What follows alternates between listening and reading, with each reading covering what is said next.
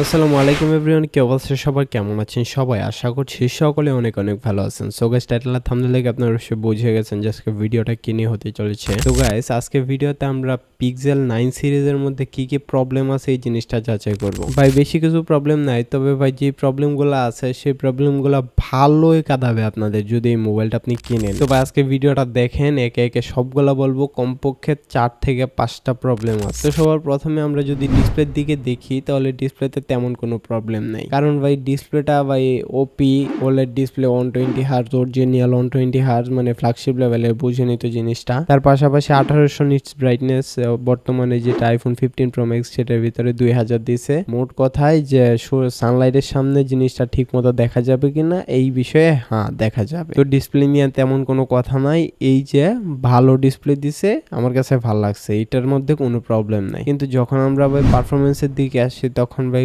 Google tensor G4 যেটা দিছে এটা ভাই 4nm একটা প্রসেসর, যেটা ভাই 4nm হওয়া সত্ত্বে ভাই একটু কম গরম হওয়ার কথা ছিল। বাট ভাই এটার মধ্যে সিপিইউ থ্রটলিং যে পরিমাণ আছে না, তাতে আমার মনে হয় মোবাইলটা যে পরিমাণ গরম হয় ভাই, আমার সম্ভবত এরকম লাগে যে মোবাইলটার মধ্যে কুলিং সিস্টেম এত ভালো না, যার জন্য ভাই সিপিইউ থ্রটলিং অনেক খারাপ দেয়। আর এটা পিক্সেলের আগে সিরিয়ালগুলো তো সেম ছিল যে সিপিইউ থ্রটলিং অনেক খারাপ ভাই, তো যার জন্য ভাই পারফরমেন্সটা ওই রকম পাবেন না। একইভাবে যখন আপনি ক্যামেরার দিকে যাবেন, তখন ভাই সেম সমস্যাটা আসবে যে ভাই মোবাইল যখন পারফরমেন্স ভালো দেবে না, তখন ভাই একটা 4K 60 FPS একটা ভিডিও রেকর্ড করতেছেন, তা আস্তে আস্তে দেখা গেছে যে মোবাইল গরম হয়ে যাবে। মোবাইল গরম হইয়া ভাই আস্তে আস্তে ভিডিওর FPS ড্রপ করবে। এমনই হইতে পারে যে মোবাইলের পিক্সেল, মানে 4K তে যে পরিমাণ পিক্সেল থাকে তা কমায় দিয়া, মানে মোবাইল অ্যাডজাস্ট তো করবেই, তাই না? মোবাইল এটা এআই এর মোবাইল, বুঝে নিত ভাই। তার পাশাপাশি আরেকটা কথাই যে ভাই মোবাইলের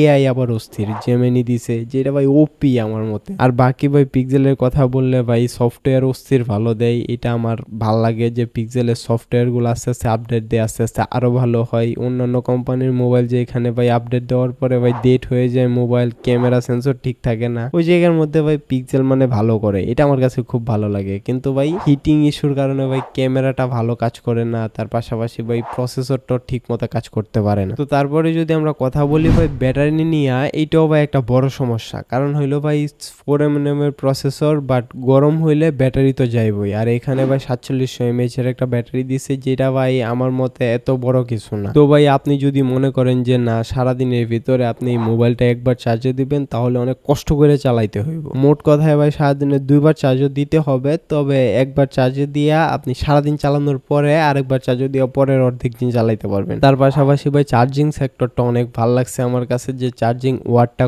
কমায় দিছে ভাই, এই হিসেবে অনেক ভালো যে ব্যাটারিটা অনেক দিন টেকসই হবে। আর ভাই এমনিতে ভাই মোবাইলটার ভালো দিক নিয়ে কথা বললে ভাই, আমি তো একবার বললাম যে সফটওয়্যারটা অস্থির ভালো, তার পাশাপাশি ভাই মোবাইলের ডিজাইনটাও মোটামুটি অনেক ভালো, ভাই ক্যামেরাও মোটামুটি অনেক ভালো, ছবি তোলার দিক দিয়ে অনেক বেটার ক্যামেরা পাবেন আপনি এটার ভিতরে। কিন্তু যখন আপনি ভাই ভিডিও করবেন 4K 60 FPS এ ভিডিও করা শুরু করবেন, তখন ভাই পারফরমেন্স ড্রপ দিবে আস্তে আস্তে, ভাই ভিডিও মানে সেকে হয়ে যাবে, তার পাশাপাশি FPS ড্রপ হবে, তার পাশাপাশি পিক্সেলও ড্রপ হইতে পারে, তো বুঝিনি তো জিনিসটা। তো এই মোবাইলের মধ্যে প্রবলেম কি? প্রবলেম হইলো ভাই মোবাইলটা গরম হয়ে যাওয়া। তো ভাই এই গরম হয়ে যাওয়ার কারণে মূলত ভাই 3টা প্রবলেম দিবে। এক হইলো ভাই সিপিইউ থ্রটলিং, মানে সিপিইউটা মোটামুটি ভালোভাবেই কাজ করতে পারবে না। দ্বিতীয় ভাই ক্যামেরা, যখন আপনি ভিডিও করবেন তখন FPS ড্রপ দিবে। আর তৃতীয় কথা হলো ভাই ব্যাটারি, এটা ভাই গরমের কারণে হয় না, এটা হয় মানে ব্যাটারিটা একটু কমই দিচ্ছে। তাহলে ভাই মনে হয় আজকের মতো এই পর্যন্ত এই ভিডিওটা শেষ করতে হবে। তো দেখা হচ্ছে পরবর্তী কোনো একটা নতুন ভিডিওতে। আসসালামু আলাইকুম।